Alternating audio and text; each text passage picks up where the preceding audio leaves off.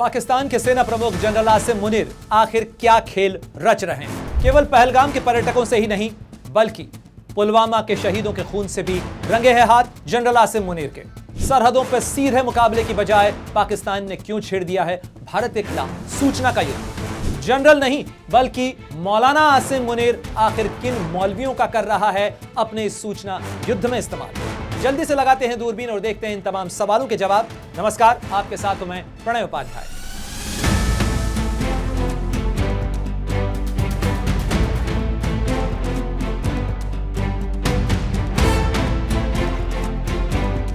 पाकिस्तान के सेना प्रमुख जनरल आसिम मुनीर जिनका कार्यकाल कुछ महीनों में खत्म होने वाला है। माना जा रहा है कि पहलगाम के आतंकी हमले के साथ अपना एक्सटेंशन जुटाने की कोशिश में भी जनरल आसिम मुनीर लगे हुए हैं। जनरल आसिम मुनीर जिन्होंने इससे पहले भारत के अंदर आतंकी हमला जब पुलवामा का हुआ तब कुर्सी संभाली थी डीजी आईएसआई की, यानी आईएसआई के मुखिया थे। लिहाजा आप ये दो तारीखें ध्यान रखिए, साल 2019 का पुलवामा का आतंकी हमला और उसके बाद 2025 के अंदर जब वो सेना प्रमुख बन चुके हैं और उसके बाद कुछ महीनों में उन्हें एक्सटेंशन की दरकार है, तो उसके बाद होता है पहलगाम का आतंकी हमला।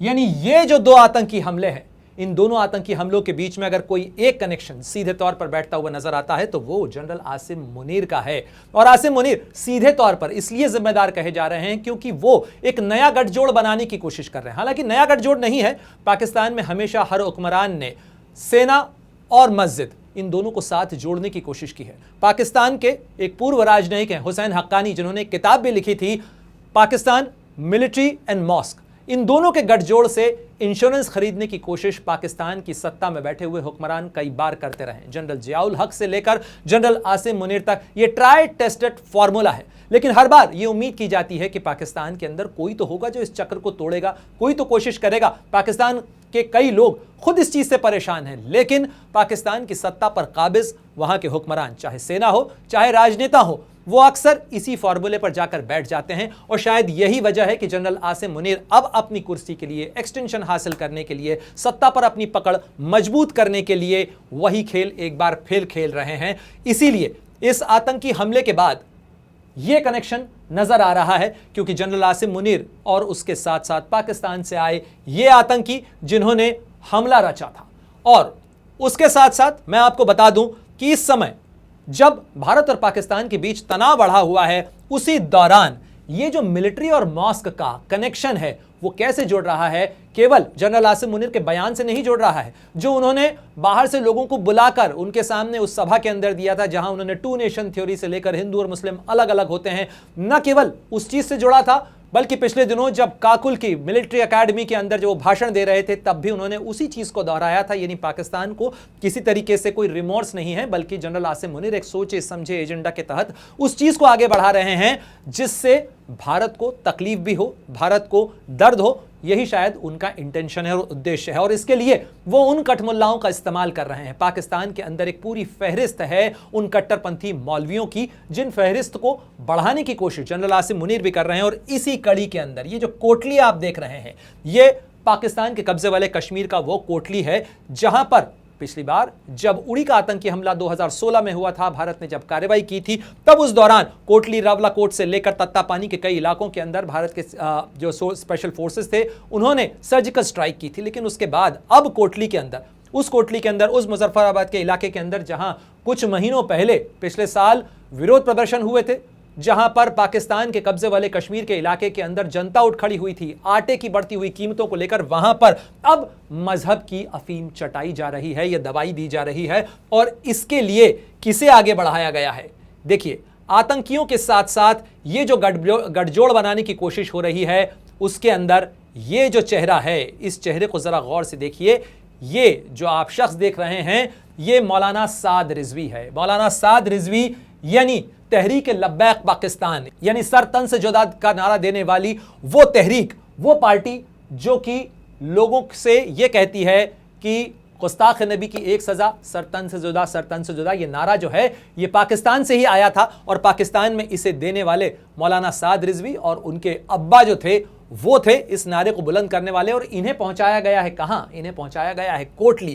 कोटली क्यों पहुंचाया गया है? पीओके के इलाके के अंदर जहां पाकिस्तान को इस समय सबसे ज्यादा डर सता रहा है, वहां मौलाना साद रिजवी को पहुंचाया गया है। और ये मौलाना साद रिजवी वहां खड़े होकर ये कह रहे हैं, बस 2 दिन पहले ही इनकी सभाएं आयोजित की गई इस पूरे इलाके के अंदर, और केवल वहां सभाएं आयोजित नहीं की गई बल्कि ये जो आप तारीख देख रहे हैं, ये पोस्टर देख रहे हैं, ये जनाब पाकिस्तान की फौज के इशारे के ऊपर एक बड़ा मिलियन मार्च आयोजित करने की कोशिश कर रहे हैं फैजाबाद से लेकर, और पाकिस्तान के अंदर जो अमेरिकी दूतावास है, यानी अमेरिका के खिलाफ भी मोर्चा खोलने की तैयारी के अंदर मौलाना साद रिजवी नजर आ रहे हैं।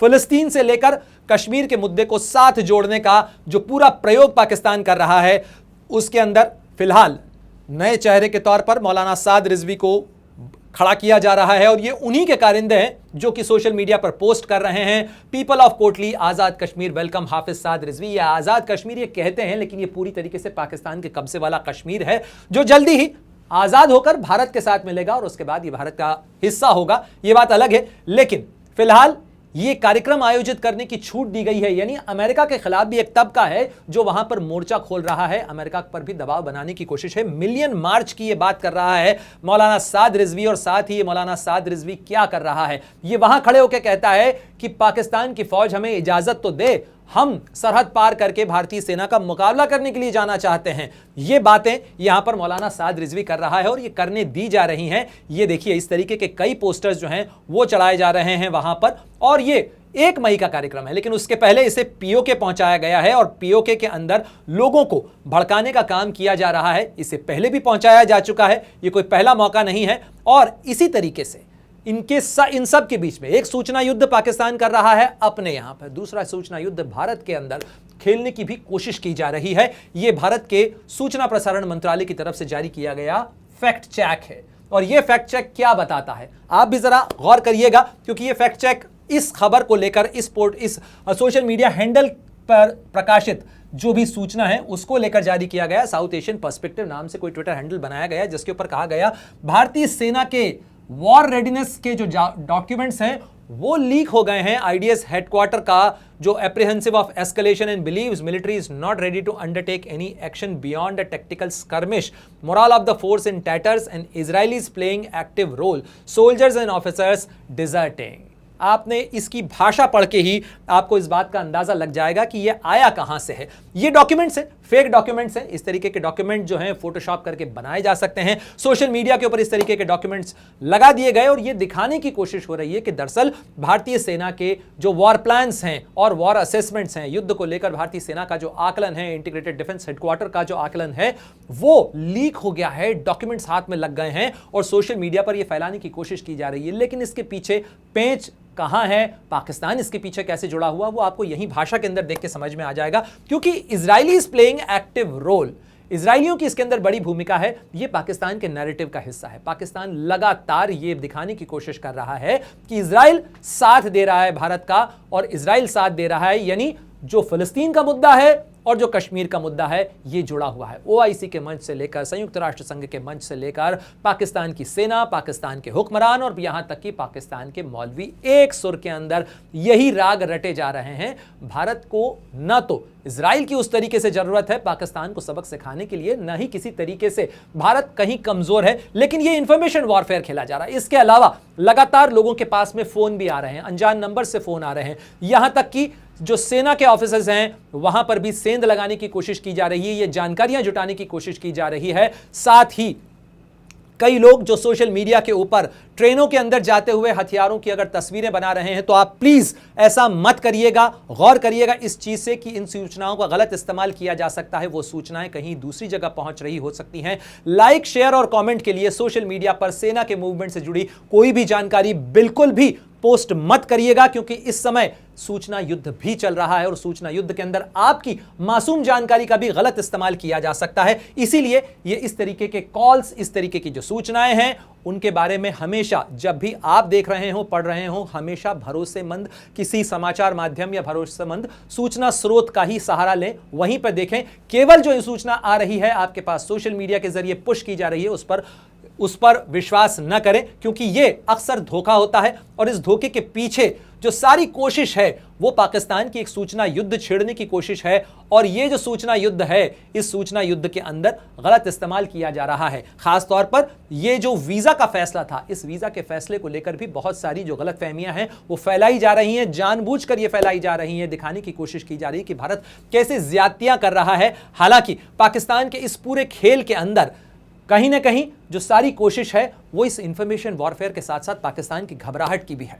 लेकिन पाकिस्तान के सेना प्रमुख जनरल आसिम मुनीर के प्लान को लेकर जो कड़ियां नजर आ रही हैं वो सरहद के ऊपर भारत से मुकाबला करने की नहीं है, बल्कि इस मुकाबले के बीच में कहीं ना कहीं अपनी कुर्सी सिक्योर करने की है। मैं आपको 3 पॉइंट बताता हूं कि कैसे पहलगाम के आतंकी हमले ने एक इंश्योरेंस खरीद कर दे दिया है आसिम मुनीर को। वो आसिम मुनीर जो कि अपने ही मुल्क के अंदर कई आरोपों से घिर रहे थे, सेना के अंदर बहुत सारी उथल पुथल चल रही थी, उनके ऊपर नाकामी और फेलियर्स के बहुत सारे आरोप लग रहे थे, चाहे खैबर पख्तूनख्वा में टीटीपी से मुकाबले का मामला हो, चाहे बलूचिस्तान के अंदर जो है वो बलूच लिबरेशन आर्मी और बलूच लिबरेशन फ्रंट से मुकाबले का मामला हो, साथ ही सिंध के अंदर पाकिस्तान की सेना प्रायोजित जो चोलिस्तान का प्रोजेक्ट था उसके खिलाफ लोग सड़कों पर उतरे हुए हैं, वो नहर का प्रोजेक्ट जो है उसके खिलाफ लोगों की नाराजगी हो, और यहां तक कि पंजाब के अंदर भी बहुत सारे मुद्दों को लेकर पाकिस्तान के अंदर लोगों की नाराजगी थी। इमरान खान और उनकी पार्टी का जो राजनीतिक वजूद है उसको दबाने को लेकर भी बहुत सारे सवाल खड़े हो रहे थे।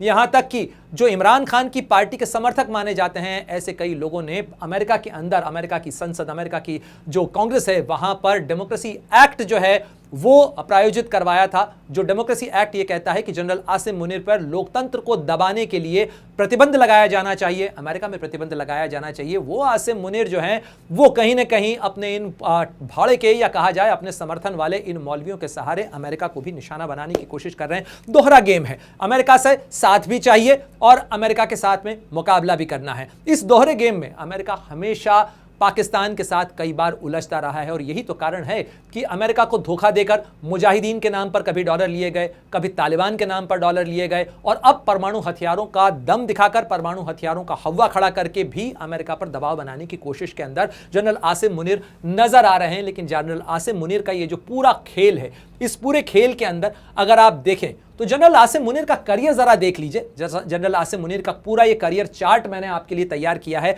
कहां कहां वो रहे हैं, इससे आपको ये गेम प्लान अच्छी तरीके से समझ में आएगा। वैसे मैं आपको बता दूं, नवंबर 2025 में आसिम मुनीर का कार्यकाल खत्म हो रहा है, अगर आप निर्धारित तौर पर मानते तो। चूंकि उनके ऊपर बहुत सारे आरोप लग रहे हैं, वो कई चीजें संभालने में नाकाम रहे हैं, इसीलिए उन्होंने ये कोशिश की है कि ये जो भारत और पाकिस्तान के बीच का सरहद का टेंशन है वो न केवल पाकिस्तान की पूरी राजनीति को एक करने में मददगार साबित हो सकता है, बल्कि सेना के अंदर भी उन्हें अपना एजेंडा इंप्लीमेंट करने के अंदर मदद मिल सकती है। और शायद यही वजह थी कि उन्होंने एक ग्रीन लाइट दी और उस ग्रीन लाइट के बाद में यह आतंकी हमला हो जाता है, जिसकी कड़ियां जुड़ती हुई नजर आती हैं, जिसकी भाषा जुड़ती हुई नजर आती है, जिसका एक्ट जुड़ता हुआ नजर आता है, चाहे वो 2 नेशन थ्योरी का मामला हो, चाहे हिंदू मुस्लिम करने का मामला हो। इन तमाम चीजों के ऊपर वो तार जुड़ते हुए नजर आते हैं, इसीलिए संदेह के घेरे के अंदर जनरल आसिम मुनीर नजर आ रहे हैं। वैसे जनरल आसिम मुनीर का अगर आप करियर देखें तो वो 23rd battalion frontier force regiment के में दाखिल हुए थे 1986 के अंदर। उसके बाद वो लेफ्टिनेंट कर्नल रहे रियाद के अंदर, सऊदी अरब के अंदर भी उन्होंने सेवाएं दी, और वहां रहते हुए उन्होंने क्या किया, उन्होंने पूरी तरह से वो कुरान पूरी उन्होंने याद की और वो हाफिज कुरान बने। हाफिज कुरान बनना जिसे यानी कुरान पूरी तरह से कंठस्थ हो जाती है, तो रियाद में रह के उन्होंने अपने लिए हाफिज कुरान का तमगा हासिल किया। यानी सेना के साथ साथ जो मस्जिद है उसका भी आशीर्वाद हासिल किया जा सके, यानी फौजी ताकत और मजहब की ताकत, इन दोनों को जोड़ने के प्रोजेक्ट के अंदर जनरल आसिम मुनीर कब से लगे हुए हैं? अर्ली 2000s, यानी 2000 से पहले भी, करीब करीब 2.5 दशक पहले से वो इस प्रोजेक्ट के ऊपर काम कर रहे हैं। उसके बाद सऊदी अरब से आने के बाद वो सियाचिन ग्लेशियर के ऊपर काम करते हैं, वहां पर तैनात रहते हैं। इसके बाद वो 23rd फ्रंटियर रेजिमेंट के अंदर कर्नल रहे, फिर उसके बाद वो ब्रिगेडियर रहे, ऐसे chief of staff strike corps के अंदर मंगला के अंदर उन्होंने पोस्टिंग की। इसके साथ साथ 2014 के अंदर प्रमोट होकर वो मेजर जनरल बने और कमांडर बने। उसके बाद दिसंबर 2016 से लेकर director general of military intelligence वो रहे हैं। आप याद करिएगा, ध्यान रखिएगा, इसके अंदर इनकी जो पोस्टिंग्स हैं वो आपको जनरल आसिम मुनीर के बारे में बहुत सारी चीजें बताएंगी, और ये जो बातें हम कर रहे हैं उसकी कड़ियां कहां और कैसे जुड़ रही हैं जरा वो भी गौर करके देखिएगा, क्योंकि वो डायरेक्टर जनरल मिलिट्री इंटेलिजेंस रहे और साथ ही आर्मीज इंटरनल अफेयर को जो देखते हैं उसके वो इंचार्ज रहे। उसके बाद अक्टूबर 2018 से लेकर जून 2019 तक, यह तारीख बहुत गौर करने वाली है। 2018 से लेकर जून 2019 तक, 14 फरवरी 2019 को पुलवामा का आतंकी हमला हुआ था। कब हुआ था? 14 फरवरी 2019 को। यानी 2019 को यदि आप देखें, 14 फरवरी 2019 को डीजी आईएसआई कौन था? पाकिस्तान की आईएसआई का मुखिया कौन था?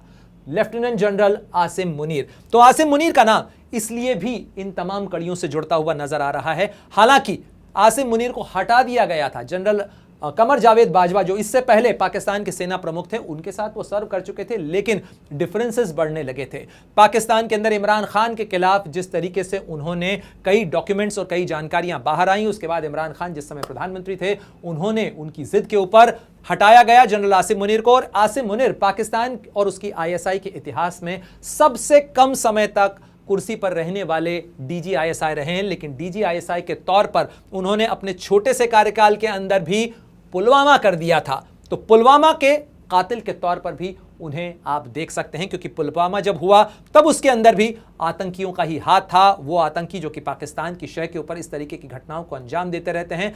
ये देखिए, उसके बाद पाकिस्तान और भारत के बीच पुलवामा के आतंकी हमले के बाद भी तनाव हुआ था। उस दौरान वो डीजी आईएसआई थे, हालांकि उस दौरान उसके बाद उन्हें हटा दिया गया। He was reportedly removed after a fall out with then prime minister Imran Khan.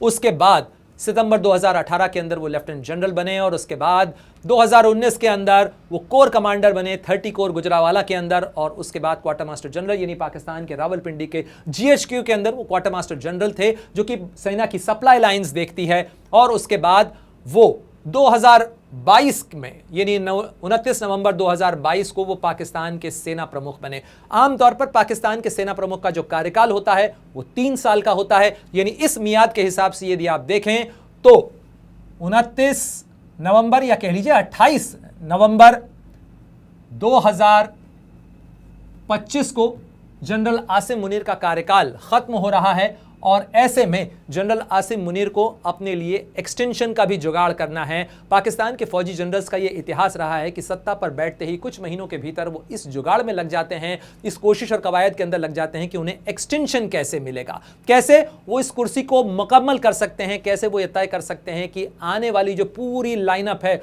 वो उन्हीं के लोगों की हो। क्योंकि पाकिस्तान के बारे में कहा जाता है कि आमतौर पर दूसरे मुल्कों के पास में मुल्क की सेना होती है, पाकिस्तान की सेना एक ऐसी सेना है जिसके पास पूरा मुल्क है, और इसीलिए वहां पे हर फौजी हुक्मरान जो है वो इस तरीके की कोशिश करता रहता है, और इसी तरीके से वो वहां पर अपना ट्रैप बनाने की कोशिश करता है कि वो उसके बाद अगर सत्ता में आया है तो उसके बाद सत्ता पर काबिज रहे, सत्ता के ऊपर अपने जो हैसियत है, अपना जो रुतबा है उसको प्रोलॉन्ग करता रहे। तो पाकिस्तान की सेना प्रमुख जनरल आसिम मुनीर का ये जो सारा कनेक्शन आपको देखने को मिल रहा है, ये साफ तौर पर बताता है कि अभी इसके अंदर बहुत सारी कड़ियां मिलना बाकी हैं, क्योंकि पाकिस्तान के सेना प्रमुख जनरल आसिम मुनीर ये मस्जिद और ये फौजी ताकत, इन दोनों को जोड़ के एक नया कॉन्कॉक्शन बनाने की कोशिश कर रहे हैं मौजूदा पाकिस्तान के अंदर। और ये कॉन्कॉक्शन क्या वो जनरल जियाउल हक बनने की कोशिश कर रहे हैं? 2025 के अंदर क्या पाकिस्तान के अंदर जनरल जियाउल हक फिर से बन सकता है? क्या पाकिस्तान की जनता इस चीज के लिए तैयार है? क्या पाकिस्तान की जनता भारत के साथ में एक जंग अफोर्ड कर सकती है, करना चाहती है? क्योंकि अगर पाकिस्तान की जनता जो खुद मानती है कि पाकिस्तान के अंदर आतंक के हमले होते रहे हैं, पाकिस्तान ने पनाह दी है, और ये बात भारत नहीं कहता, दुनिया नहीं कहती, बल्कि पाकिस्तान के हुक्मरान भी इस चीज को स्वीकार कर चुके हैं। खुद पाकिस्तान के सेना प्रमुख से लेकर राष्ट्रपति रहे परवेज मुशर्रफ इस चीज को स्वीकार करते हुए दुनिया से चले गए। वो ये मानने लगे थे कि हाँ, पाकिस्तान ने ऐसा किया। हाल ही में पाकिस्तान के ख्वाजा आसिफ जो कि रक्षा मंत्री हैं पाकिस्तान के, उन्होंने भी इस चीज को स्वीकार किया अंतर्राष्ट्रीय मीडिया से दिए एक इंटरव्यू के अंदर, जिसमें उन्होंने कहा कि हाँ, हमने ऐसा किया। ये दीदा दिलेरी है, ये सीना जोरी है, लेकिन उन्होंने इस चीज को स्वीकार किया कि पाकिस्तान ने आतंकियों को पनाह दी है, आतंकियों को खड़ा किया है, इस तरीके की आतंकी तंजीमों को बनाया है। और ये आतंकी तंजीमें भारत के खिलाफ इस्तेमाल होती रही, अफगानिस्तान के खिलाफ इस्तेमाल होती रही। कई जगह पाकिस्तान फॉरेन पॉलिसी के टूल की तरह इन तमाम आतंकी संगठनों का इस्तेमाल करता रहा है। तभी तो दुनिया के अंदर अगर प्रतिबंधित आतंकियों की सूची अगर आप देखेंगे तो उसके अंदर सबसे ज्यादा आतंकी पाकिस्तान के अंदर मौजूद हैं। जो यूनाइटेड नेशन की यूएनएससी की सैंक्शनड लिस्ट है उसके अंदर जो आतंकियों की फहरिस्त है उसमें बहुत सारे आतंकी और आतंकी तंजीमें पाकिस्तान के अंदर मौजूद हैं। कई आतंकी संगठन अभी भी पाकिस्तान के अंदर सक्रिय हैं जो नाम बदलते रहते हैं लेकिन काम नहीं बदलते हैं। पाकिस्तान छलावा देता रहता है क्योंकि वो आईएसआई और पाकिस्तान की जो फौज है उसके एक्सटेंशन के तौर पर काम करते हैं, उसके औजार हैं, उसके हथियार हैं। और इन औजारों और हथियारों का इस्तेमाल पाकिस्तान अक्सर भारत के खिलाफ करता है। इसीलिए यह बड़ा सवाल खड़ा हो रहा है कि आसिम मुनीर को रोकने के लिए दवाई क्या है। आपको क्या लगता है पाकिस्तान के जनरल आसिम मुनीर या कहिए मौलाना आसिम मुनीर को रोकने के लिए दवा क्या हो सकती है? और पाकिस्तान में क्या नया जियाउल हक बनने की कोशिश कर रहे हैं आसिम मुनीर? और अगर ऐसा होता है तो क्या पाकिस्तान के लोग ऐसा होने देंगे? और अगर पाकिस्तान के लोग ऐसा होने देंगे तो क्या भारत भी ऐसा होने देगा? क्योंकि जनरल आसिम मुनीर का हश्र क्या होगा ये तो हम नहीं कह सकते, लेकिन जनरल जियाउल हक का केस क्या हुआ था यह आप अच्छी तरीके से जानते हैं कि आसमान में विमान फट पड़ा था। मोहम्मद हनीफ की किताब है the case of exploding mangoes, वो किताब आप पढ़िएगा, आपको पता चल जाएगा कि किस तरीके की वो थ्योरी थी, किस तरीके से जनरल जियाउल हक जो है, जो कि एक समय के अंदर पाकिस्तान के सबसे बड़े सबसे ताकतवर तानाशाह शासक के तौर पर मौजूद थे, उनकी नज़र के बिना पत्ता नहीं हिलता था और उसके बाद वो अचानक पत्ते की तरह उड़ गए और पाकिस्तान के अंदर निज़ाम बदल गया, वक्त बदल गया।